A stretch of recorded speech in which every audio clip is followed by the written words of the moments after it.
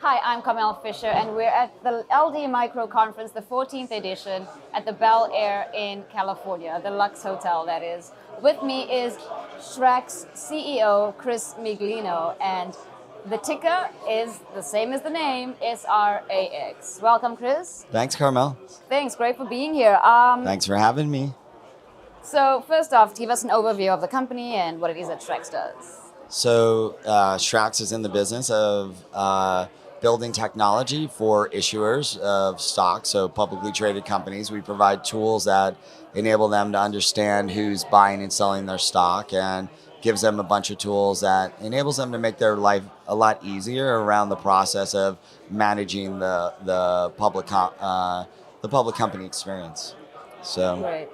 So this is one of the first LD Micro conferences since SRAX acquired the company. Yeah.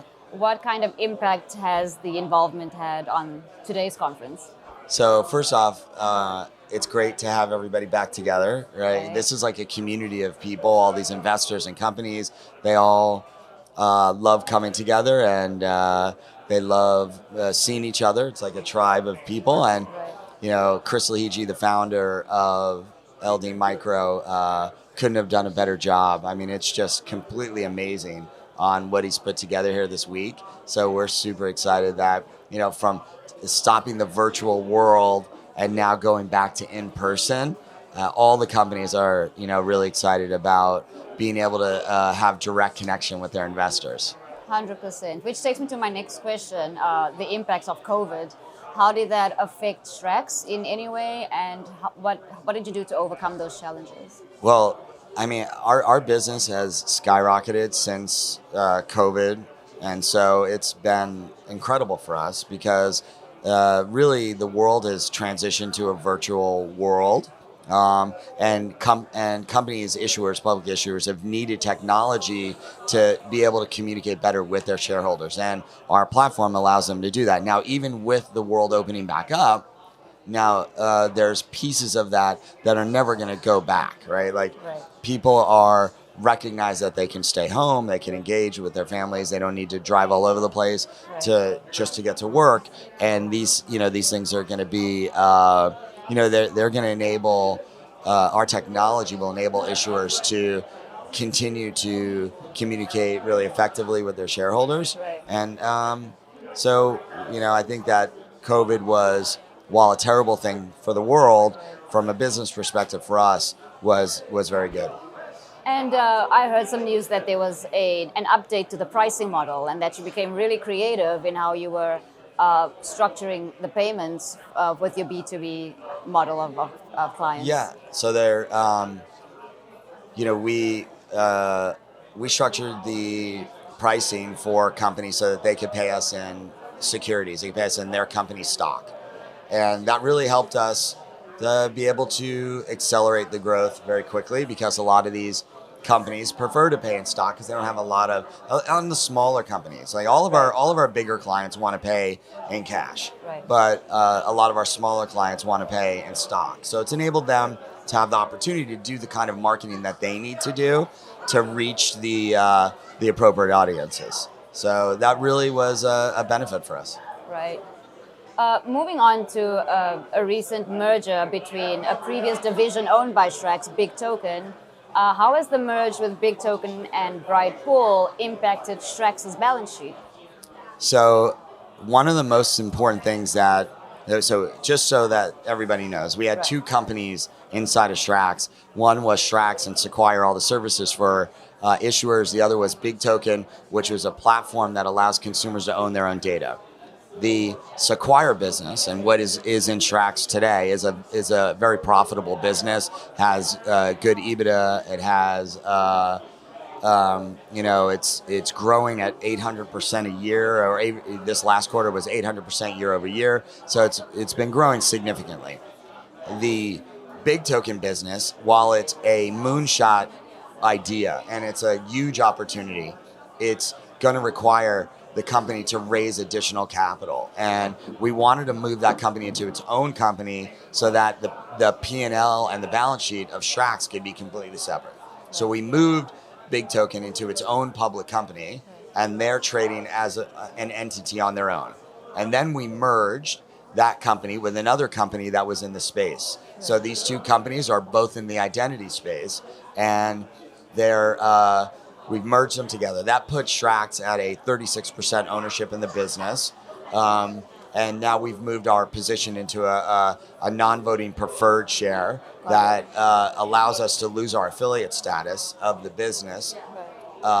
What's unique about this stock that we've moved into is that our piece of it is worth around $1 billion as of today. Wow. So if we can start selling some of the stock, it'd be some significant value. Right. So, but we're excited for Big Token to be off on their own. We've merged the management team that we've merged with is amazing and is going to do an incredible job in growing that business. But we'll be able to also recognize the fruits of our labor of starting that business and get some cash in the door as the opportunity exists for us. Yes, wonderful.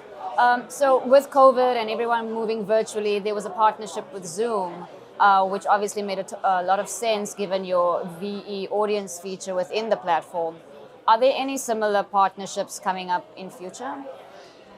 So yeah, the Zoom partnership was fantastic. It was they gave us all the necessary tools that we needed to create a conferencing platform. So we created two things out of that. We created a conferencing platform that allows any bank to launch conferences. And we've given our software to a lot of these banks to throw their conferences. And then it also provided us the opportunity to throw our own conferences out there. And then it also provided us the opportunity to integrate into Sequire the ability for those companies to do their earnings calls and conference calls and things of the sort right within the platform. So it's a very successful partnership for us. As far as what's coming next and the next evolution of partnerships, there's all kinds of stuff that's in the pipe that we're negotiating all the time.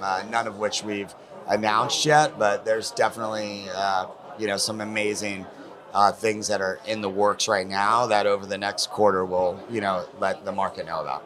Right. As things currently stand with the company and the platform, what excites you the most about the current status?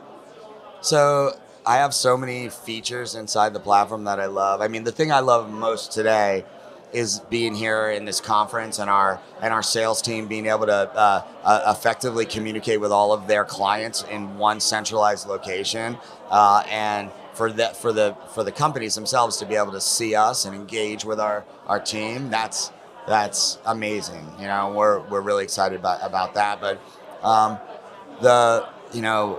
we launched a short interest tool inside the platform recently, which is great. We launched an SMS feature inside the tool that allows people to SMS their shareholders inside the platform, which is I really like a lot, and I've been using extensively. So we also have some deal center related stuff that we're launching at the end of the fourth quarter here. That's going to be really good. I think our clients are going to love it. Wonderful. Can we touch on the competitive landscape and what SRAX aims to do to maintain a lead or at least get ahead? Yeah. So our goal with SRAX is just to overdevelop and constantly develop products on top of the platform, right, so that nobody can really catch up and maintain. So we have a year worth of pipeline right now that's in the system that is going to be built. And as we finish all of these things, it's just going to be very difficult for competitors in the space to keep building, as much as we're building. And that's just really what we're doing is enhancing constantly and adding value to the platform itself. Wonderful. What are the challenges that you're currently facing as a company or in the near term? I mean, it's hard. It's been so good lately that it hasn't, really been challenging. It was a challenge to get Big Token off of the P&L, and that was a lot of work to make happen. But now that that's done, I think we'll be able to really 100% focus just on Sequire, and it won't be a distraction any longer. So that was one of the challenges we had, but we've solved that problem now. Wonderful. And will Sequire be the main focus for the next year, or do you plan on introducing new products? So right now we're just focused on bringing new features inside the product to our customers, and then we have some other things we're working on, but it's really that what we've publicly talked about is the just adding new features inside the platform today. Wonderful. All right, just closing remarks for you investors. Anything that you'd like to remind them of? If you're an investor in the company, we really appreciate you supporting us. I think that the stock has done well this year, so thank you very much. And we continue to grow the business and be focused on returning value to our investors over time. So we appreciate it. And if you want more information, you can go to SRAX.com, or you can go to Sequire.com as well. Wonderful. Chris, thank you so much. Thank you, Carmel. Appreciate it.